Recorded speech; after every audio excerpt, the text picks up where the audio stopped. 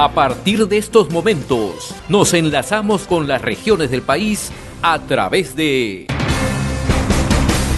Conexión Perú. Te informamos y te acercamos al Perú. Qué gusto saludarlo, doctor Salas, muy amable como siempre. Muy buenas tardes, José. Gracias por la invitación también a ustedes. ¿Cómo evalúa usted, cómo analiza la situación, el comportamiento del actual ministro de Justicia, Juan José Santibáñez, ¿no? Incluso esta mañana ha señalado que parte del Ministerio Público integra una organización criminal, ¿no? Perdiendo toda ponderación, perdiendo toda ecuanimidad, sobre todo un funcionario público. Pero lo más grave quizá es que este comportamiento no coadyuva ni siquiera a un reflejo de un país que vive en democracia, donde los funcionarios son sujetos, son pasibles de ser investigados y la prensa también tiene su labor de fiscalización. ¿Cómo analiza usted esta situación, doctor Salas?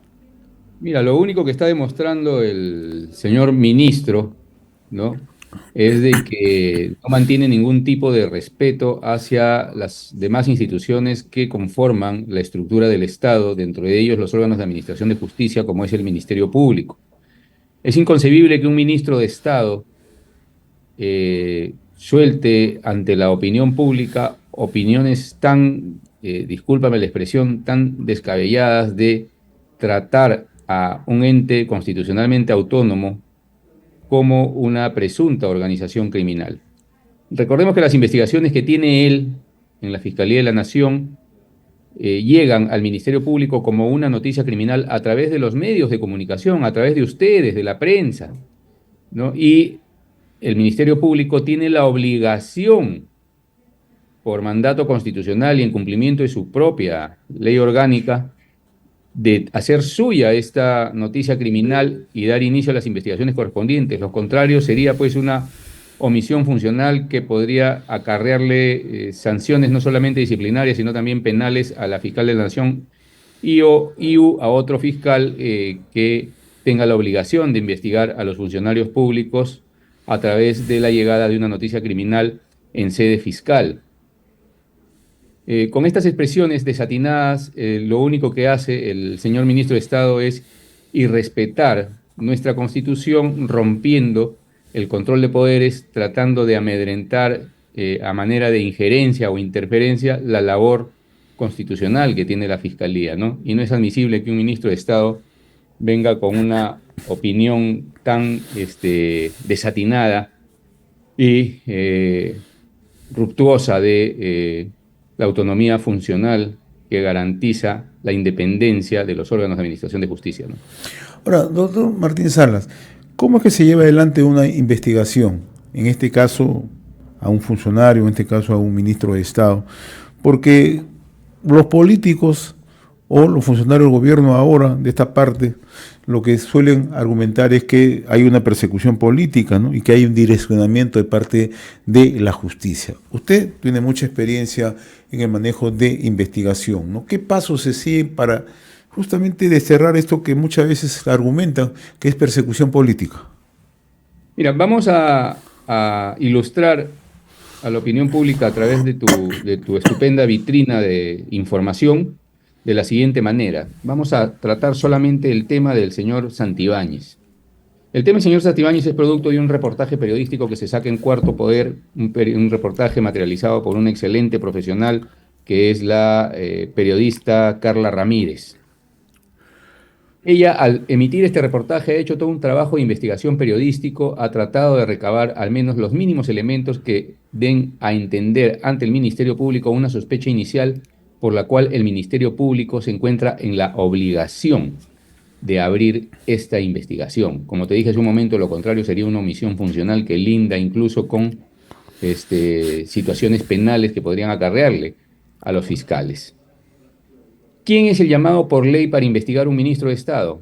Todos aquellos funcionarios del artículo 99 de la Constitución, vale decir, presidente de la República, ministros de Estado, congresistas de la República, miembros del Consejo Nacional de la Magistratura o de la Junta Nacional de Justicia, el defensor del pueblo, fiscales supremos, jueces supremos, están integrando la calidad de funcionarios aforados dentro del artículo 99 de la Constitución. A todos los funcionarios aforados que he mencionado los investiga el propio o la propia fiscal de la nación. No existe competencia en otro fiscal para investigar a los funcionarios aforados, salvo que el fiscal de la nación tenga una causal de excusa que pudiera poner en duda su objetividad o su imparcialidad, donde tendría que inhibirse y pasárselo al fiscal supremo más antiguo. Eso lo permite la norma.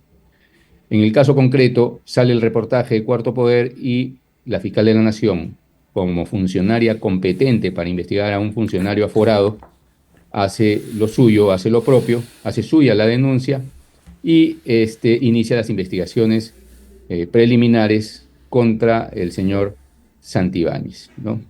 Y es aquí donde ocurre algo con las modificatorias que ha hecho el Congreso, que si bien el fiscal inicia la investigación, vamos a ver que las modificatorias que ha habido en el Congreso dan lugar ¿a qué? A que sea la Policía Nacional del Perú quien tenga a su cargo esta primera etapa de investigación. Es ahí donde salen las indicaciones que se han hecho de conocimiento público en estos días de que habría 2 policías que han tratado de extorsionar o presionar al Ministerio Público en su labor respecto a las investigaciones que tendrían que materializarse contra el ministro de Estado. Policías que felizmente ya han sido identificados y han sido debidamente denunciados por actos de obstrucción a la justicia. Pero esos son los riesgos de haber modificado la norma, pues. Porque ahora ese poder adicional que se le da a la Policía Nacional del Perú, que lamentablemente no es la más idónea en Latinoamérica para investigar crímenes, y más aún si se trata de crímenes de funcionarios aforados, puede mal usar este poder que le ha dado el sector político justamente para favorecer a los órganos de quienes ellos dependen, ¿no? Ellos dependen del Poder Ejecutivo y estamos hablando de un ministro de Estado. La situación coyuntural en el país, con una presidenta de la República que se expresa mal del Ministerio Público, un ministro de Estado que dice que hay una organización criminal en el Ministerio Público, en definitiva, pues, cae en total golpe hacia la administración de justicia, vulnerando nuestra Constitución de manera notoria, ¿no? Ahora, la presidenta incluso ha ido un poco más. La presidenta ha dicho que lo que siempre se arma son muñecos, ¿no? Un muñeco armado. Entonces, mi primera pregunta, simple y llanamente, ¿es tan sencillo armar este tipo de investigaciones, estos muñecos, como lo denomina la presidenta? No, en definitiva no. Tienes que dar inicio a una investigación justamente con elementos de convicción mínimos que te den a conocer de que existe una sospecha inicial de que se ha cometido un crimen, sea de corrupción, sea de lavado de activos, en fin, de lo que franquea nuestro Código Penal como bienes jurídicos protegidos. El iniciar una investigación sin sustento también acarrearía incluso hasta la destitución del fiscal que injustamente persiga o active el aparato de persecución criminal en contra de cualquier ciudadano, ¿no? Sí, una situación bastante compleja. Ahora, ¿cómo usted analiza esta situación que se ha creado en los últimos años, ¿no? Ese enfrentamiento permanente ejecutivo-legislativo con el Ministerio Público. Mira, yo sostengo desde hace más de año y medio, si no son 2 años, de que en la estructura del Estado se ha infiltrado, sí, una organización criminal. A diferencia de lo que dice el ministro de Estado, las pruebas son contundentes.